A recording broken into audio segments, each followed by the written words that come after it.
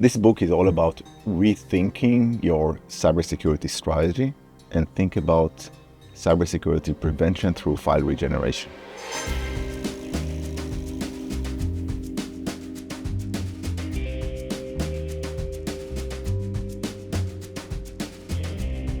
Talk about the meaning behind the title.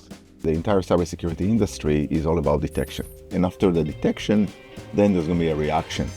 Detection is also prone for failure from the get-go. So we need to take the entire model upside down and start with prevention.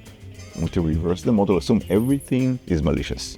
Assume the file is malicious. You're going to create a new file that will have all of the DNA, all of the characteristics of the original file. That's not going to rely on detection at all. You're removing detection from the algorithm altogether. To a point, it's a prevention mindset. Antiviruses are not effective predicting whether a file is malicious or not. However, while we combine all of the antiviruses together, we achieve only like 99.94, 99.92.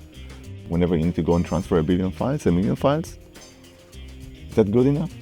In the following chapters, I'll present the CDR approach for sanitizing files and introduce a broader CDR mindset